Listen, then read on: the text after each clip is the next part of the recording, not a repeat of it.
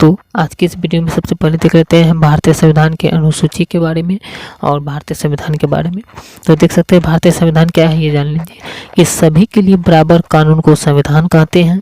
देश और राज्य का शासन कैसे चलेगा उसको चलाने के लिए किताब का नाम है भारतीय संविधान। दोस्तों भारतीय संविधान जो है इसमें सभी के लिए बराबर कानून है और देश और राज्य का शासन जो है ये कैसे चलेगा उसको चलाने के लिए जो है ये किताब है जिसका नाम है संविधान। और इसके बारे में बता देते हैं कि इस किताब में 22 लेसन है जिसे अनुच्छेद कहते हैं, जिसे भाग कहते हैं, यानी 22 भाग हैं और कुल अनुच्छेद जो है 395 है। लेसन को हम लोग भाग कहते हैं लेकिन इसमें कुछ टॉपिक लिखे गए हैं। और संविधान का अवधारणा को 1215 ईस्वी में इंग्लैंड के विचारक ने प्रस्तुत किया था।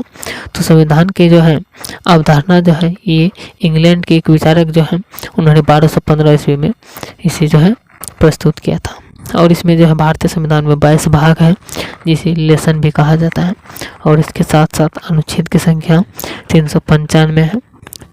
और आगे बता देते हैं आप लोगों को, बने रहे लास्ट तक वीडियो पे, मोस्ट इम्पोर्टेंट क्वेश्चन होने वाला।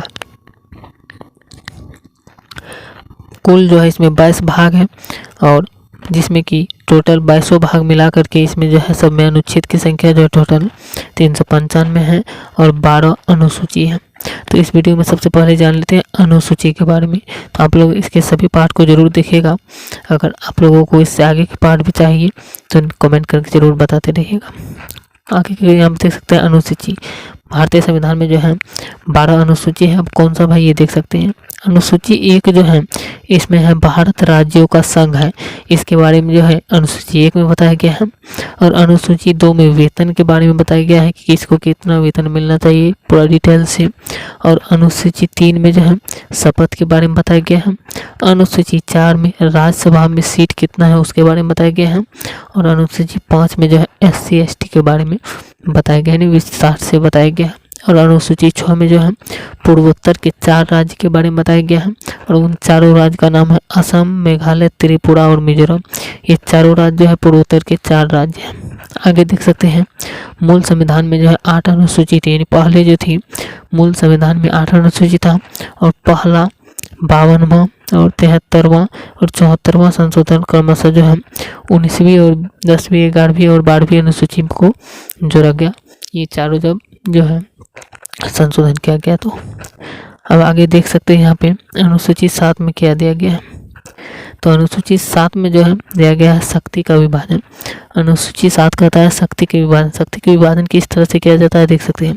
संघ यानी केंद्र सरकार जो है केंद्र में जो है पहले 97 विषय था लेकिन अब जो है टोटल 100 विषय में आ गया है ये संघ जो केंद्र में जो है। पहले देख सकते हैं इसमें एग्जाम्पल में सेना, जनगणना, बैंक, रेल, डाक और मुद्रा ये सभी सेवा जो है केंद्र सरकार के अंतर्गत आते हैं। आप संघ में बोल सकते हैं, संघ सूची में।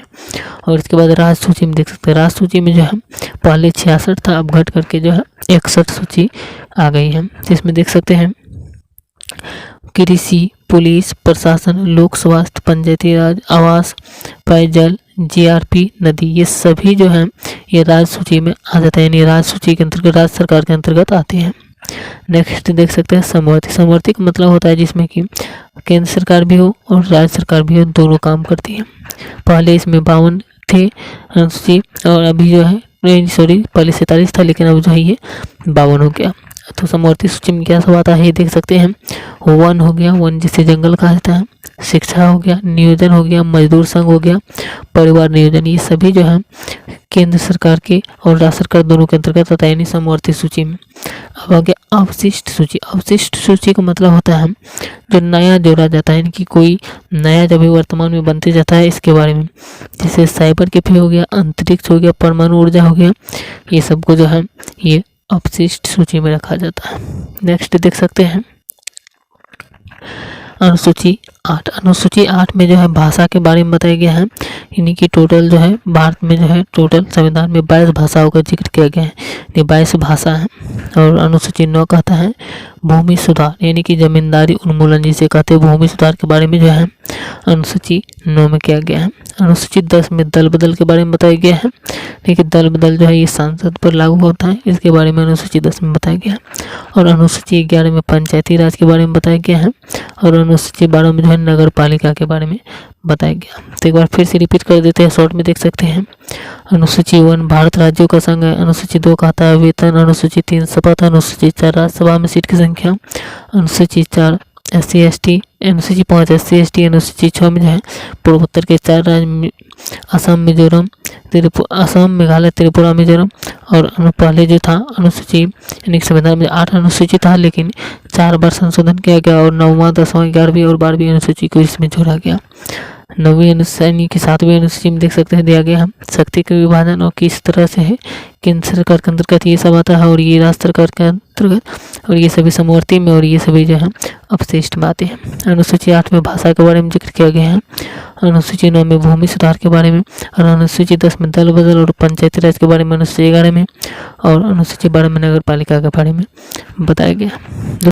तो यहाँ देख सकते हैं भाग 1 में दिया गया है संघ और राज्य क्षेत्र के बारे में बताया गया है, यानी संविधान के भाग 1 में। और भाग 1 में जो है टोटल अनुच्छेद की संख्या 1 से लेकर के 4 तक का अनुच्छेद के जो है संविधान के भाग 1 में रखा गया है।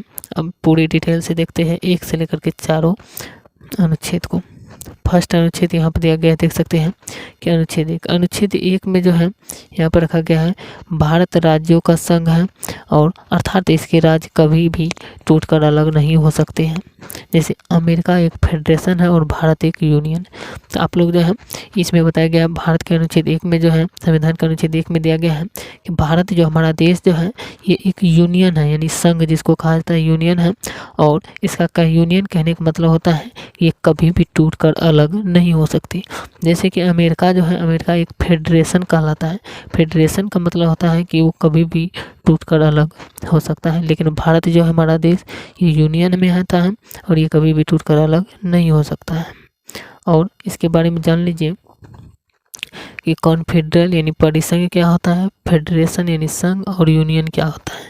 तो देख सकते हैं कॉन्फेडरेशन यानी कि कॉन्फेडरल के बारे में पहले जान लीजिए परिसंघ के बारे में। परिसंघ उसे कहते हैं जिसमें छोटे छोटे राज्य आपस में जुड़कर और अपनी थोड़ी थोड़ी शक्तियाँ केंद्र सरकार को दे करके एक देश का निर्माण करती है।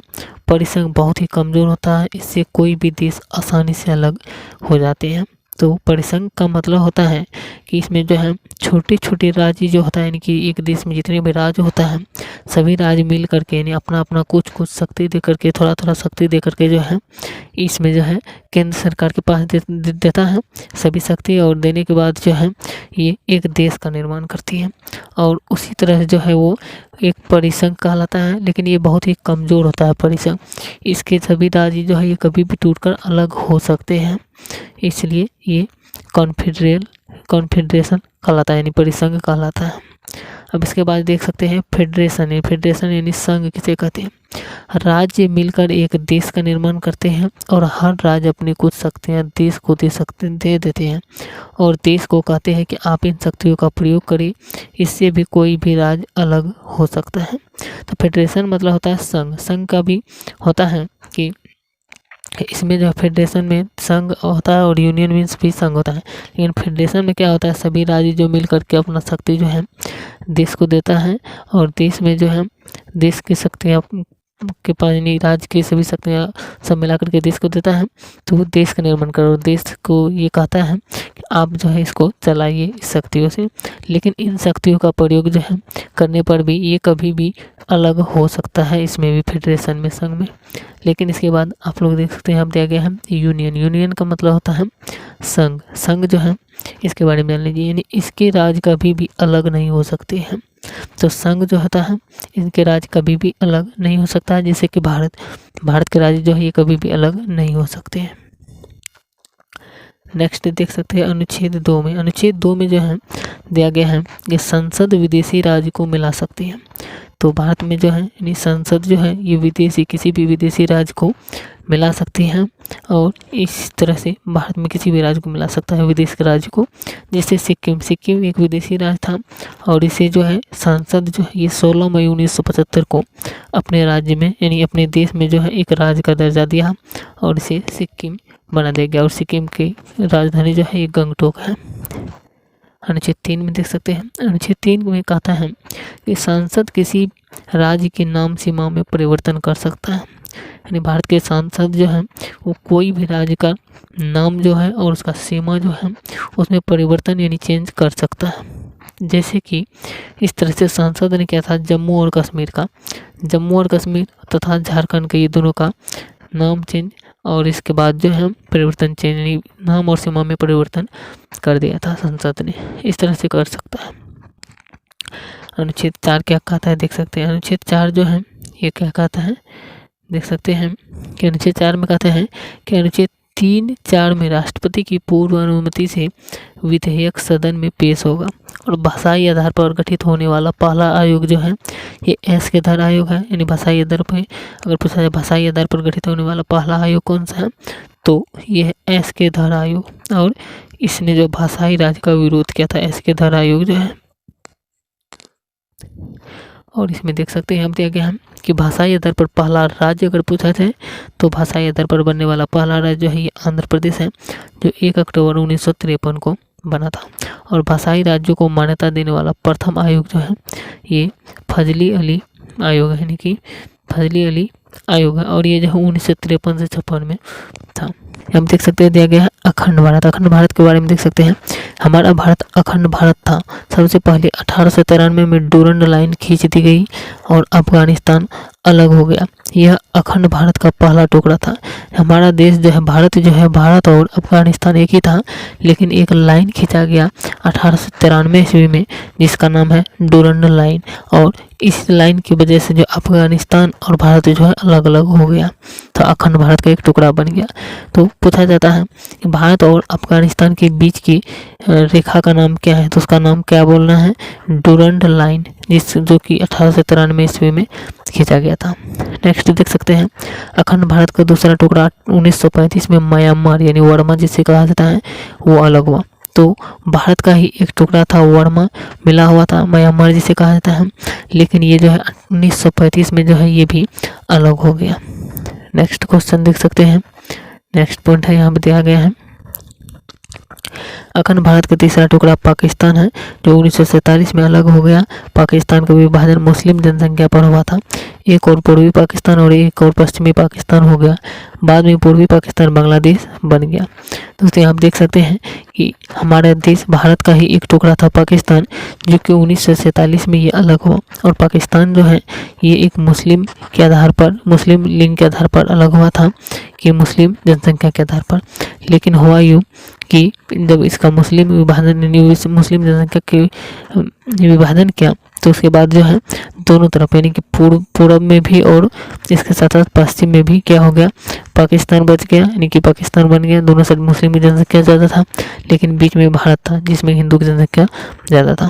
तो इस तरह से जो है पूर्वी दोनों का नाम रख दिया, एक का नाम रख दिया गया पूर्वी पाकिस्तान, पूर्व में जो था मुस्लिम की संख्या ज़्यादा, और पश्चिम में जितना मुस्लिम की संख्या था उसका नाम रख दिया पश्चिमी पाकिस्तान। इसके बाद जो है पूर्वी पाकिस्तान जो है यानी कि पूर्व में जो है वो पाकिस्तान जो है ये आगे चल करके जो है बांग्लादेश का नाम दे दिया गया इसको, यानी पूर्वी पाकिस्तान को नाम जो है बांग्लादेश दे दिया गया और पश्चिमी पाकिस्तान को पाकिस्तान नाम दे दिया गया। और यहाँ आप देख सकते हैं रेड क्लिप रेखा जो भारत पाकिस्तान को अलग करती है और भारत बांग्लादेश के बीच बॉर्डर को जीरो लाइन से जानती है। भारत और बांग्लादेश के बीच में जो एक रेखा है जिसको जीरो लाइन कहते हैं, और भारत और पाकिस्तान के बीच में जो रेखा है उसको रेड क्लिप रेखा कहते हैं या रेड क्लिप लाइन भी कहते हैं। नेक्स्ट देख सकते हैं अंग्रेजों ने जो है देसी रियासत को 3 विकल्प दिया था, यानी अंग्रेजों ने जो है देसी रियासत को 3 विकल्प दिया था। पहला दिया था कि पाकिस्तान में मिल जाए, दूसरा दिया था कि भारत में मिल जाए, और तीसरा दिया था स्वतंत्र देश बनावे। लेकिन इन तीनों यानी कि तीनों रियासत को जो है किस तरह से यानी तीनों विकल्प का जो है रियासत में किस तरह से उपयोग किया गया, इसको जो है आगे जानने वाले हैं, तो लास्ट तक जरूर बने रहिए। यहाँ आप देख सकते हैं हम दिया गया है, जब देश आज़ाद हुआ तो भारत में 552 से अधिक देशी रियासत थी। 552 देशी रियासतें को मिलाकर फेडरेशन बनाना संभव नहीं था, इसलिए सरदार पटेल को जिम्मेदारी दी गई थी कि इसे मिलाकर यूनियन बनाइए। तो फेडरेशन का मतलब होता है कि आप लोगों को बताई थी इससे पहले वाले वीडियो में, इसके आप पिछले वाले वीडियो में जो है ये बताई थी कि फेडरेशन का मतलब वो कभी भी टूटकर अलग हो सकता है। लेकिन जब देश आज़ाद हुआ था हमारा, तो तभी के समय में जो है 552 देशी रियासत था, और 552 देशी रियासत को मिलाकर के जो है एक परिसंघ बनाना यानी कि फेडरेशन बनाना संभव नहीं था। इसलिए जो है सरदार वल्लभ भाई पटेल को जो है ये जिम्मेदारी दिया गया था कि आप जो है इन सभी को 552 देशी रियासतों को जो है मिलाकर के एक यूनियन बनाइए, यानी कि एक संघ बनाइए। तो ये किस तरह से बनाया ये देख सकते हैं यहाँ पे। इस काम में जो है 3 लोगों को महत्वपूर्ण भूमिका थी। पहला था सरदार वल्लभ भाई पटेल को, दूसरा था बीपी मेनन और तीसरा था माउंटबेटन। ये तीनों ने जो है मिलकर के इसको जो है यूनियन बनाया था। देख सकते हैं किस तरह से बना। इन लोगों ने सभी राज्यों को भारत में विलय करा दिया, किंतु 3 राज्य भारत में विलय के लिए तैयार नहीं थे, यानी कि ये तीनों जो है सरदार पटेल, बीपी मेनन और माउंटबेटन, ये तीनों मिलकर के सभी राज्य जो था उसको भारत में विलय करा दिया, यानी मिला दिया। और इसमें जो है 3 राज्य नहीं मिलने के लिए तैयार हुआ। वो कौन सा है उसके बारे में देख सकते हैं। पहला था हैदराबाद। हैदराबाद जो था, हैदराबाद के निजाम हैदराबाद को पाकिस्तान में मिलाना चाहते थे, किंतु सरदार पटेल ने पुलिस की वर्दी में सेना भेज दिया, जिसे ऑपरेशन पोलो कहा गया। इसी के तहत हैदराबाद को भारत में मिला दिया गया। तो हैदराबाद के जो है निजाम हैदराबाद को जो है पाकिस्तान में, हैदराबाद के जो सरकार था उसका नाम था निजाम, और वो जो था वो पाकिस्तान में मिलाना चाहता था हैदराबाद को। लेकिन सरदार पटेल जो है इसको जो है ये दिया गया था, यानी कि भूमिका दिया गया था कि आप जो है किसी तरह से यूनियन बनाइए। तो इन्होंने क्या किया, पुलिस की वर्दी में सभी सेना को भेजा और उसे जो है भारत में मिला दिया गया, इस तरह से हैदराबाद को। और इसे जो है एक ऑपरेशन पोलो कहा गया, यानी कि जो मिलाया जो इस तरह से हैदराबाद को, इसे जो है ऑपरेशन पोलो कहा गया, और इसी के तहत हैदराबाद को भारत में मिलाया गया था। दोस्तों इससे के बाद जो है यहाँ पे दिया गया, देख सकते हैं कि आंध्र प्रदेश को अलग कर दिया, और अंततः यह भाषा के आधार पर गठित होने वाला पहला राज्य बन गया आंध्र प्रदेश। अब दूसरा देख सकते हैं, यहाँ दिया गया है, देख सकते हैं कि फजल अली के बारे में, फजल अली के बारे में देख सकते हैं दिया गया है।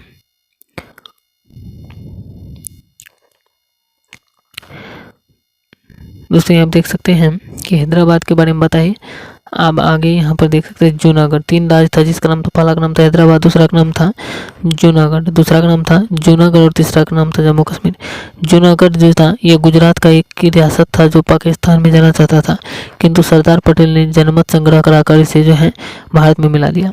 तो दूसरा राज्य जो था वो था जूनागढ़, जो नहीं मिलना चाहता था भारत में, लेकिन उसे जो है क्या गुजरात का एक रियासत था जो पाकिस्तान में जाना चाहता था जूनागढ़ का, लेकिन सरदार पटेल ने क्या किया कि जनमत संग्रह करा दिया, जनता का संग्रह कराया और उसे जो है भारत में मिला दिया जूनागढ़ को। इसी तरह जम्मू कश्मीर में जो है यहाँ की जनता मुस्लिम थी, लेकिन राजा हिंदू हरि सिंह थे। उन्होंने कहा कि हम ना भारत में रहेंगे ना पाकिस्तान में रहेंगे, हम स्वतंत्र देश बनाएंगे। तब तक पाकिस्तान आतंकवादियों का घुसपैठ करा दिया। जब हरि सिंह को लगा कि अब हम नहीं बचेंगे, तब हरि सिंह नेहरू के पास आए और सरदार पटेल ने 26 अक्टूबर 1947 को विलय पत्र पर हस्ताक्षर कराकर भारत का अंग बना लिया। तो जो जम्मू कश्मीर जो था वहाँ का जनता ज़्यादा सबसे ज़्यादा मुस्लिम था, लेकिन जो है वहाँ का राजा जो था वो हिंदू था, उसका नाम था हरि सिंह। उन्होंने कहा था कि नहीं तो हम भारत में रहेंगे, नहीं पाकिस्तान में रहेंगे, हम जो है अपना खुद एक स्वतंत्र देश बनाएंगे। तब तक पाकिस्तान में जो है पाकिस्तान के जितने भी आतंकवादी थे वो सब जो है वहाँ पे घुस चुके थे, यानी कि जो है जम्मू कश्मीर में मिलाने के लिए। उसी तरह से तभी जो है राजा हरि सिंह को जब लगा ये कि जम्मू कश्मीर को जो है पाकिस्तान अपने में मिला लेगा, तब जो था राजा हरि सिंह जो थे इन्होंने क्या किया, पंडित जवाहरलाल नेहरू के पास आया और उनको कहा कि जी आप इसे बचा सकते हैं। और इस तरह से जो है हरि सिंह को जो है पंडित नेहरू ने जो है वो सरदार पटेल को कहा कि 26 अक्टूबर 1947 को यानी कि उसे आदेश दिया कि उसको मिलाने के लिए, यानी कि उसे बचाने के लिए जम्मू कश्मीर को, और हरि सिंह को जो है उस पर जो है सादा पेपर पर जो है साइन कराने, यानी कि विलय पत्र पर हस्ताक्षर करा लिया। और जो है सरदार पटेल जो है 26 अक्टूबर 1947 को जम्मू कश्मीर को भी जो है वो अपने में मिला लिया। अब किस तरह से मिलाया ये आगे के यहाँ पे देख सकते हैं, दिया गया है कि इन देश सभी देशी रियासतों को मिलाकर एक भारत का निर्माण किया गया। उस समय भारतीय क्षेत्र के 4 वर्ग में बांटा गया था। पहला था वर्ग ए, वह राज्य जहां अंग्रेजों का शासन था। वर्ग बी, वह राज्य जहां देशी रियासतों का शासन था। वर्ग 3, वह बड़े शहर जहां अंग्रेज केवल उस शहर पर कब्जा किए थे। और वर्ग 4, जहां वो केंद्र शासित प्रदेश जिसे यूनियन टेरिटरी कहा जाता है। तो एस के धर कमेटी क्या है? तो एस के धर कमेटी जो है ये भाषाई आधार पर राज्यों के गठन के लिए सबसे पहला 1948 में एस के धर आयोग का गठन किया गया, किंतु इसने भारत के आधार पर जो है भाषा के आधार पर जो है राज्यों के गठन का विरोध किया। तो एस के धर कमेटी जो है ये भाषाई आधार पर राज्यों का गठन करने के लिए सबसे पहला जो है 1948 में एस के धर आयोग का गठन किया था। और इन्होंने जो है भाषा के आधार पर राज्यों के गठन का विरोध किया था कि भाषा के आधार पर जो है राज्यों का गठन नहीं किया जाए। ये था, इसे कहते हैं एस के धर कमेटी। नेक्स्ट देख सकते हैं हम दिया गया है कि जेवीपी समिति। तो जेवीपी समिति क्या है इसके बारे में जान लीजिए। जेवीपी समिति क्या है इसके बारे में जान लीजिए। तो जेवीपी समिति यानी कि जवाहरलाल नेहरू, पत्ताभी सिद्धारमैया और इसके साथ साथ सरदार पटेल, ये तीनों का नाम था। इन्होंने भी भाषाई आधार पर राज्यों के गठन का विरोध किया था। ये तीनों जो था जवाहरलाल नेहरू और पत्ताभी सिद्धारमैया और सरदार पटेल, ये तीनों जो है भाषाई आधार पर राज्य का गठन का जो है विरोध किया था। और इसके साथ साथ 1952 में तेलुगु भाषा के लिए अलग राज्य मांग करते हुए पट्टू श्री रामुलु नायडू भूख हड़ताल पर बैठ गया था। और 56 दिन के भूख हड़ताल के बाद इसकी मृत्यु हो गई। फलस्वरूप जनता का विरोध बढ़ गया। फलस्वरूप जो है परिणाम स्वरूप इसके नेहरू जी ने 1 अक्टूबर 1953 में मजबूर होकर तेलुगु भाषा के लिए अलग राज्य का जो है निर्माण, यानी कि अलग राज्य का जो है आप देख सकते हैं अलग राज्य आंध्र प्रदेश को अलग कर दिया। अंततः यह भाषा के आधार पर गठित होने वाला पहला राज्य बन गया। दोस्तों ये आप देख सकते हैं कि यहाँ पे जो है पंडित जवाहरलाल नेहरू और इसके साथ साथ जो है 3 जेवीपी जो बोली, ये तीनों जो है यहाँ पे इसको जो है अलग करने की भाषाई आधार पर गठित राज्य का जो है विरोध कर रहा था। लेकिन जो है जनता जो है वहाँ पे हम भूख हड़ताल पे बैठ गया। लेकिन एक व्यक्ति जो है उसका मृत्यु हो गया उसमें, जिसके कारण जो है इसको जनता जो है और भी इसका विरोध करने लगा। तो वहाँ पर जो है पंडित जवाहरलाल नेहरू जो है ये मजबूरी में आकर के जो है वहाँ पे जो है पंडित जवाहरलाल नेहरू ये 1 अक्टूबर 1953 को जो है मजबूर होकर के जो है ये तेलुगु भाषा के लिए जो है यहाँ पर बना दिया गया आंध्र प्रदेश राज्य को जो है अलग कर दिया। और वहाँ की भाषा के आधार पर गठित होने वाला पहला राज्य आंध्र प्रदेश राज्य बना दिया गया। वहाँ पर जो है लोगों को भाषाई आधार पर राज्य बनाया गया था। तीसरा देख सकते हैं फजल अली आयोग जो है ये भाषाई आधार पर राज्यों को गठन के लिए 1953 में फजल अली आयोग का गठन किया गया। इसने अपनी रिपोर्ट 1956 में दिया और जो है भाषाई आधार पर राज्यों को कानूनी मान्यता दे दिया। इस आयोग के फलस्वरूप 7वां संविधान संशोधन 1956 में पारित हुआ। इसके बाद ABCD ग्रेड को रद्द करके भाषाई आधार पर 14 राज्य तथा 6 केंद्र शासित प्रदेश बनाया गया था। फजल अली आयोग जो है इसी भाषाई आधार पर राज्यों को गठन के लिए जो है 1953 में फजल अली आयोग का गठन किया गया था। और इसने जो है क्या कहता अपनी रिपोर्ट दिया था 1956 में और भाषाई आधार पर राज्यों को कानूनी मान्यता दे दिया था। और इसके फलस्वरूप जो है 7वां संविधान संशोधन 1956 में हुआ था। और इसके बाद 4 ग्रुप ABCD जो था इसको रद्द कर दिया था और इसको जो है 14 राज्य का बना दिया गया था और 6 केंद्र शासित प्रदेश बना दिया गया था। नेक्स्ट देख सकते हैं क्या सब, यानी कि PEPSU जिसे कहा जाता है Patiala and east Punjab state union. Punjab राज्य का पुनर्गठन शाह आयोग की सिफारिश पर हुआ था। पंजाब राज्य का जो पुनर्गठन जो है इस शाह आयोग की सिफारिश पर हुआ था। और ये 1966 में जो 4 भाग में टूट गया था। पहला का नाम था हिमालय जो हिमाचल प्रदेश में था, हिंदी जो हरियाणा में था, पंजाबी जो पंजाब में और UT यानी कि जो चंडीगढ़ में। और इसका जो है किस तरह से क्या गया यहाँ आप देख सकते हैं। इस प्रकार भारत एक विशाल साम्राज्य जो सिमट कर इतने में रह गया, जिसमें 28 राज्य तथा केंद्र शासित प्रदेश जो है और पहले 29 राज्य तथा 7 केंद्र शासित प्रदेश थे, लेकिन जम्मू कश्मीर को जो है ये राज्य का दर्जा छीन लिया गया और 28 राज्य बच गए। पहले 7 केंद्र शासित प्रदेश थे, लेकिन जम्मू कश्मीर और लद्दाख को 2 केंद्र शासित प्रदेश को जो है बना देने से इसकी संख्या 9 हो गई। लेकिन एक डिस्कशन लिया गया कि दादर नगर हवेली और दमन दीव दोनों अलग है, इन्हें एक कर दिया गया।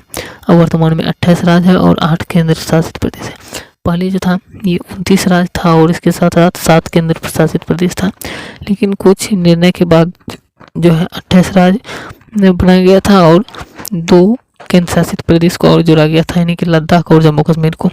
तो टोटल जो है 29 राज्य और 9 केंद्र शासित प्रदेश हो गया था। और उसके बाद जो है एक बार जो है फिर डिस्कशन हुआ कुछ, और डिस्कशन के बाद जो है ये बताया गया कि नगर हवेली और दमन दीव जो है ये 2 अलग हैं, इनको एक कर दिया जाना चाहिए। तो इसको जो एक कर दिया गया और वर्तमान में जो अभी जो 28 राज्य और 8 केंद्र शासित प्रदेश है। तो इससे जुड़े पहले कुछ जान लीजिए भाग 2 के बारे में, उसके बाद 5 से लेकर 11 तक के अनुच्छेद को कवर करते हैं। हम देख सकते दिया गया है, कोई भी देश अपने मूल निवासियों को कुछ विशेष अधिकार देता है, इन अधिकारों को ही नागरिकता कहा जाता है। भारत में एकहरी नागरिकता है, अर्थात हम केवल देश के नागरिक हैं, राज्यों का नागरिक नहीं बल्कि निवासी हैं। भारत में नागरिकता ब्रिटेन से लिया गया। तो दोस्तों जान लीजिए कि कोई भी देश जो होता है उसमें जो व्यक्ति सब रहते हैं, निवास करते हैं, उनको कुछ न कुछ अधिकार मिला रहता है, यानी कि नागरिकता मिला रहता है कि आप ये चीज़ कर सकते हैं, कुछ प्रूफ दिया जाता है।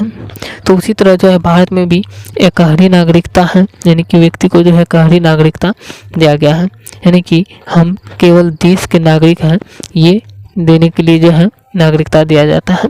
और ये नहीं कि हम सिर्फ राज्य का नागरिक है, तो राज्य का जो है निवासी है हम लोग और देश का नागरिक कहलाते हैं।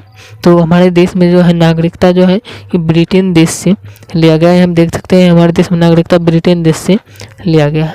आगे देख सकते हैं दिया गया है, देख सकते हैं नागरिकता पर पहला विवरण अरस्तू ने दिया था।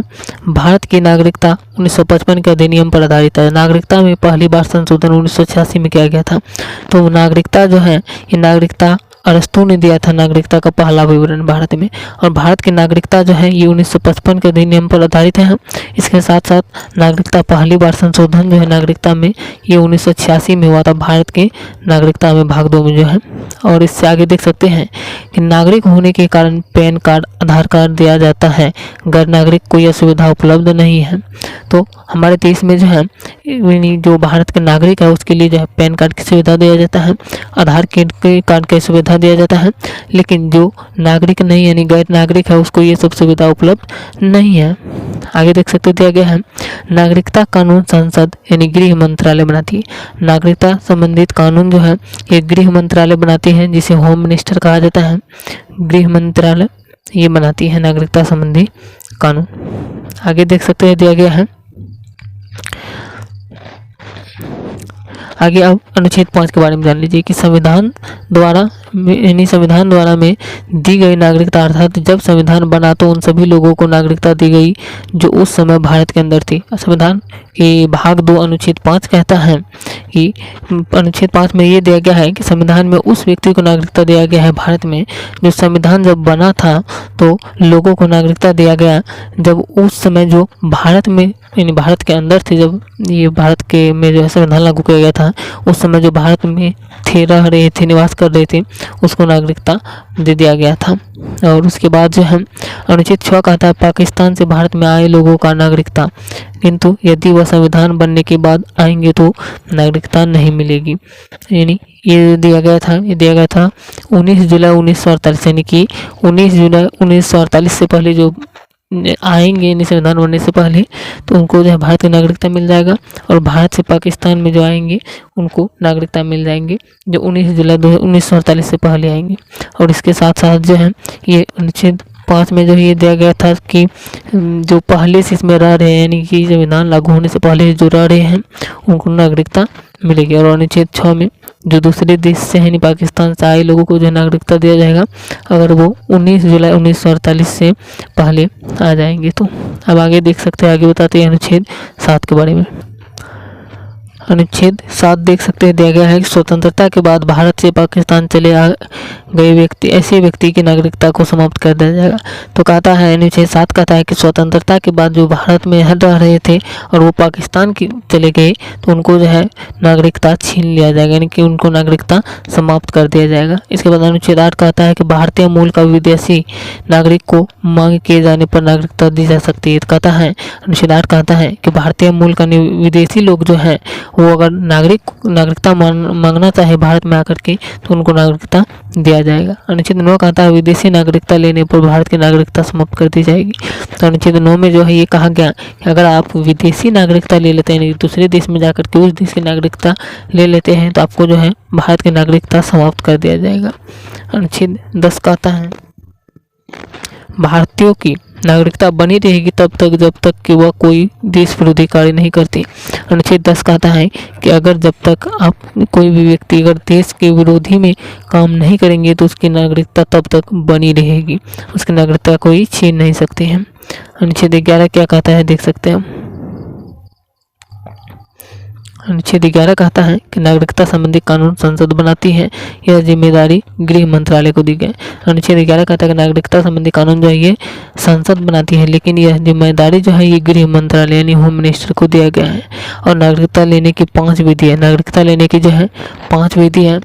नागरिकता अधिनियम 1955 के आधार पर पहला विधि है वंश के आधार पर, दूसरा विधि है जन्म के आधार पर, तीसरा विधि है किसी क्षेत्र को मिलाने पर यानी सिक्किम जैसे सिक्किम को मिलाया गया, और चौथा विधि है पंजीकरण के आधार पर जो 7 साल रह करके पंजीकरण के आधार पर ले सकते हैं नागरिकता, और 5वां विधि है देशीकरण के आधार पर 11 से 14 वर्ष तक रह करके ये नागरिकता लिया जा सकता है। इन 5 विधि से जो है नागरिकता ले सकते हैं भारत में। और इसके साथ साथ जो है नागरिकता समाप्त करने की भी कुछ विधि है, देख सकते हैं। नागरिकता समाप्त करने की जो है ये विधि दिया गया है, 3 विधि है। अगर ये आप 3 विधि काम करते हैं, नहीं तो ये 3 गलत काम करते तो आपको जो है आपकी नागरिकता छीन ली जाएगी। पहला है बिना सूचना का विगत 7 वर्ष से भारत के बाहर रहना, यानी, और दूसरा है बिना सरकार की अनुमति का विदेशी सरकार का सेवा के पद को प्राप्त करना, तीसरा है गलत दस्तावेज के आधार पर नागरिकता को प्राप्त करना। ये तीनों विधि क्या है, जो पहले में जो कहा गया ये पहला विधि है, अगर आप बिना बताए सरकार को जो है भारत से बाहर में 7 वर्ष तक रह चुके हैं तो आपकी नागरिकता जो है ये समाप्त कर दी जाएगी, भारत की नागरिकता। दूसरा कहा है बिना सरकार की अनुमति के, अगर आप कोई विदेशी सरकार की सेवा करने की इस देश में रहते हैं लेकिन दूसरे देश की सेवा करते हैं, दूसरे देश की सरकार के साथ मिलकर काम करते हैं, तो आपकी नागरिकता समाप्त कर दी जाएगी। तीसरा विधि है कि अगर आप कोई गलत दस्तावेज बना लेते हैं और उसके आधार पर भारत में नागरिकता लेते हैं तो उसको जो आपको नागरिकता इससे समाप्त कर दी जाएगी। तो फर्स्ट यहाँ पे देख सकते हैं, जानते हैं NRI क्या है। तो NRI जिसे नॉन रेसिडेंट इंडियन कहा जाता है, फुल फॉर्म होता है NRI का। तो वह नागरिक जो वर्तमान में भारत में नहीं रह रहा है लेकिन वो भारत का नागरिक है, वह विदेश में 6 माह से ज़्यादा पढ़ाई या नौकरी के लिए गए हैं, इसके लिए चला गया है तो NRI कहलाता है। तो हमारे देश में जो है ये कहा गया कि NRI उसे कहते हैं जो व्यक्ति जो है भारत में जो है नहीं रह रहा है अभी वर्तमान में जो, लेकिन भारत का ही है लेकिन वो भारत में नहीं रह रहा है, लेकिन वो भारत का नागरिक है, और उसके साथ साथ जो है विदेश में जो हुआ 6 माह से यानी 6 महीने से ज़्यादा दिन तक के लिए चले गए हैं, या तो पढ़ाई करने के लिए या नौकरी करने के लिए गए हैं, तो तब वो व्यक्ति जो है NRI कहलाएगा। NRI यानी नॉन रेसिडेंट इंडियन कहलाएगा वो व्यक्ति। अब देख सकते हैं ओवरसीज यानी कि OVERSEAS ओवरसीज, जिसे नागरिकता किसे कहते हैं।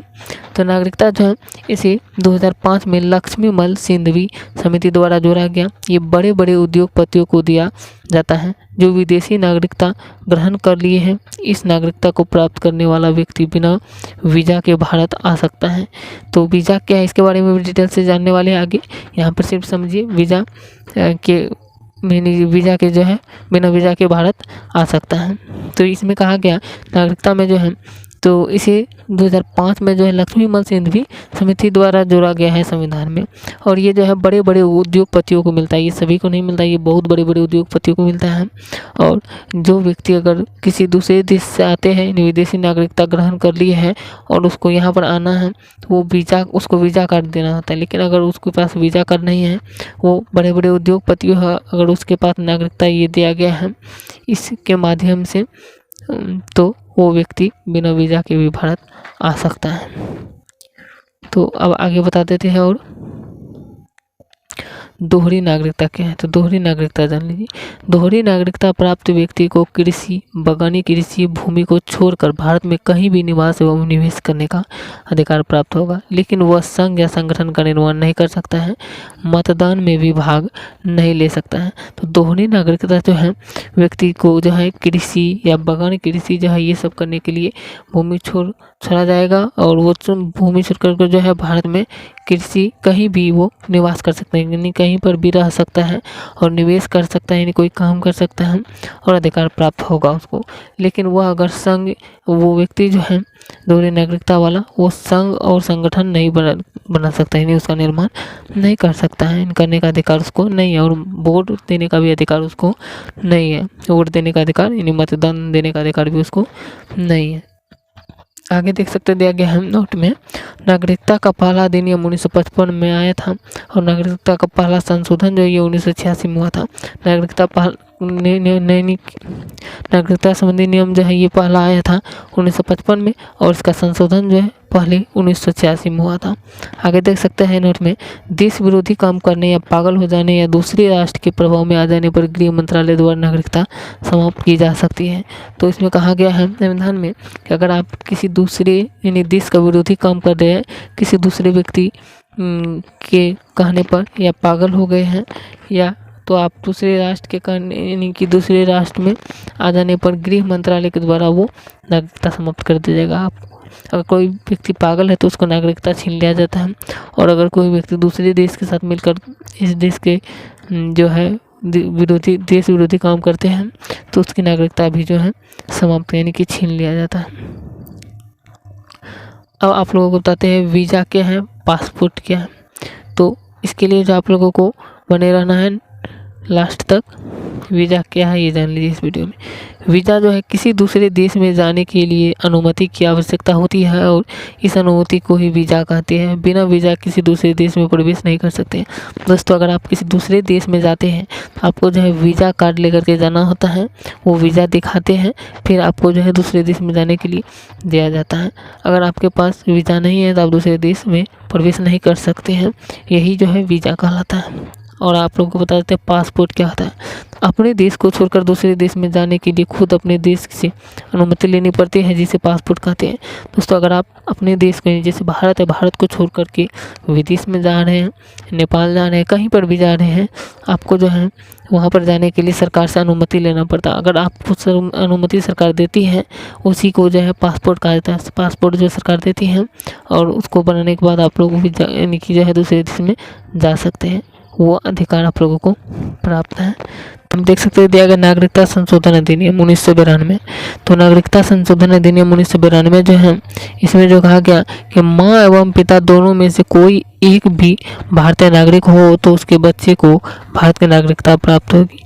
तो नागरिकता संशोधन अधिनियम 1992 में जो संशोधन हुआ था नागरिकता में, उसमें ये कहा गया था अगर किसी व्यक्ति की माँ या पिताजी, इन दोनों में से अगर कोई भी एक व्यक्ति भारत में रह रहा है और उसे भारत की नागरिकता प्राप्त है, तो उसके बच्चे को भी भारत की नागरिकता मिलेगी, यानी उसके बच्चे को भी भारत की नागरिकता प्राप्त होगी। अगर कोई व्यक्ति मान लीजिए पाकिस्तान के हैं और एक व्यक्ति जो है यानी कि एक पुरुष जो है मान लीजिए भारत की है और एक महिला जो है पाकिस्तान की है, तो इससे जो है आप लोगों को जो है उन दोनों में अगर शादी होती है, इसके बाद जो है आप लोगों के बच्चे को जो है उसको नागरिकता मिल जाएगी भारत की। अगर आप में से इन दोनों में से पति पत्नी में से अगर दोनों में से कोई एक व्यक्ति जो है भारत में रह रहे हैं तो, और उसको जो है भारत की नागरिकता प्राप्त है, तो उस बच्चे को भी भारत की नागरिकता मिलेगी। ये नागरिकता संशोधन अधिनियम 1992 में कहा गया है।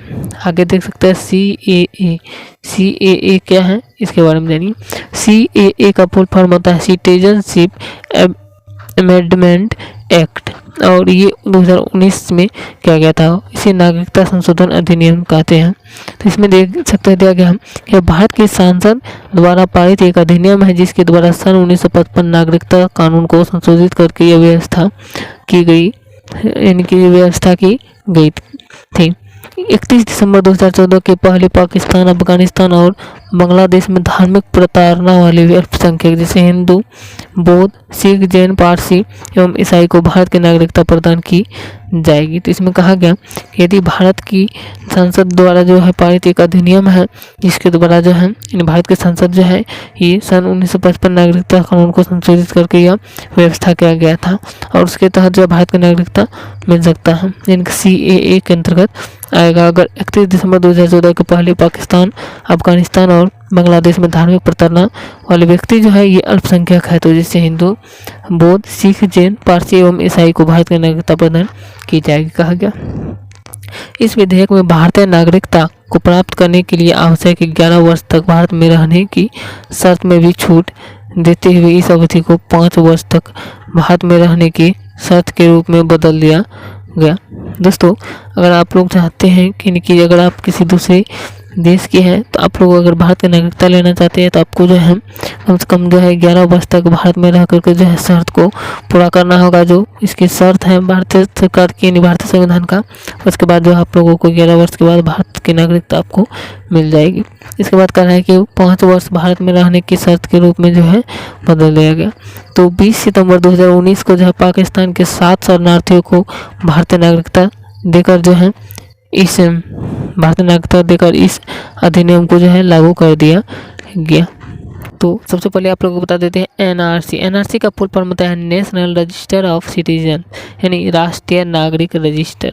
तो इसमें देख सकते दिया गया है कि भारत की राष्ट्रीय नागरिक पंजी भारत सरकार द्वारा निर्मित एक पंजी है जिनके उन भारतीय नागरिकों के नाम है जो असम के वास्तविक है, यानी कि असम के वास्तविक में जो है वैध निवासी है। यह पंजी विशेष रूप से असम के लिए ही बनाई गई थी। जब पाकिस्तान और बांग्लादेश में लड़ाई चल रही थी तो बहुत से लोग वहां से भागकर भारत चले आए। ये सभी लोग धार्मिक प्रताड़ित नहीं बल्कि अपने ही देश के लोगों द्वारा प्रताड़ित थे। इस पर सुप्रीम कोर्ट ने 2013 में कहा था कि आप एनआरसी लाइए और जो व्यक्ति 24 मार्च 1971 से पहले भारत आए हैं उन्हें एनआरसी के तहत नागरिकता दे दी जाए। तो इसमें देख सकते हैं दिया गया है, ये दिया गया है कि भारतीय राष्ट्रीय नागरिक पंजी जो है ये भारत सरकार द्वारा जो है उसी के द्वारा जो है दिया गया एक पंजी है जो बहुत ही इम्पोर्टेंट है ये। और इसके बाद जो है कहा गया कि भारतीयों को जो है ये नाम दिया गया कि असम के वास्तविक वैध निवासी हैं ये। और इसके बाद जो है यह पंजी उसके लिए है, यानी कि असम देश के लिए जो है असम देश के वास्तविक जनता के लिए जो है ये एनआरसी लाया गया है, जिसे नेशनल रजिस्टर ऑफ सिटीजन्स कहा जाता है। और इसमें जब पाकिस्तान और बांग्लादेश में लड़ाई चल रहा था तो पाकिस्तान और बांग्लादेश में लड़ाई चल रहा था तो बहुत से लोग वहाँ पर क्या हो गए थे कि प्रताड़ित हो गए थे, यानी कि बहुत से लोगों को जो है इसके शिकार हो गए थे और वहाँ से लोग जो है भाग कर जो है भारत चले आए थे। और इसके बाद भारत सरकार ने कहा कि अगर आप धार्मिक प्रताड़ित नहीं हैं तो बल्कि अपने देश से प्रताड़ित हैं तो आप लोग जो है एनआरसी लाइए, नेशनल रजिस्टर ऑफ सिटीजन्स लाइए। फिर उसके बाद जो है आप लोगों को भारत की नागरिकता मिल जाएगी। 24 मार्च 1971 से पहले आप लोग भारत आ गए हैं तो आपको जो है भारत की नागरिकता मिल जाएगी। नेक्स्ट आगे देख सकते हैं दिया गया है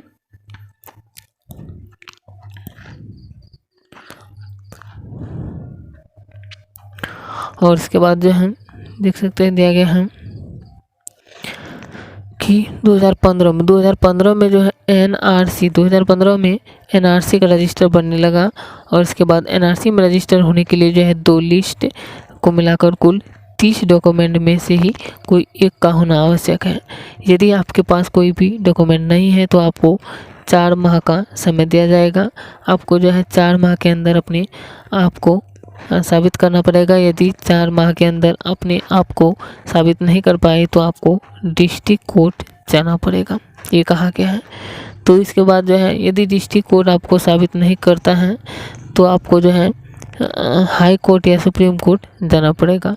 और इसके बाद जो है यदि सुप्रीम कोर्ट भी आपको साबित नहीं करता है तो आपकी नागरिकता समाप्त कर दी जाएगी और आपको जो है डिटेक्शन सेंटर में भेज दिया जाएगा। ये है एनआरसी, यही जो है ये है एनआरसी। इसके बाद आप लोगों को दिखा देते हैं, देख सकते हैं एनआरसीआई के बाद NPR क्या है इसके बारे में जानिए। NPR, तो NPR जो है यहाँ दिया गया, देख सकते हैं कि ये जिसे नेशनल पॉपुलेशन रजिस्टर कहा जाता है, राष्ट्रीय जनसंख्या रजिस्टर। और NPR देश के निवासियों का एक रजिस्टर है। इसे नागरिकता अधिनियम 1955 और नागरिकता अधिनियम 2003 के प्रावधानों के आधार पर जो है ये स्थानीय ग्राम पंचायत, तहसील और राष्ट्रीय स्तर पर तैयार किया गया। आपके परिवार कितना है और कौन कौन व्यक्ति वहाँ जो है कहाँ कहाँ रहते हैं, और इस आधार पर NPR बनेगा। इसके बाद जो है आप लोगों को जो है इससे जनसंख्या की गणना की जाएगी। NPR के बाद जो है जनगणना का सही आंकड़ा मिल पाएगा, इसीलिए ये लागू कर रहा है सरकार, यानी कि लागू जो है कर रही है सरकार। दोस्तों अगर वीडियो अच्छी लगे तो वीडियो को जरूर लाइक शेयर करें और चैनल को भी सब्सक्राइब जरूर करें। मिलते हैं नेक्स्ट वीडियो में। जय हिंद।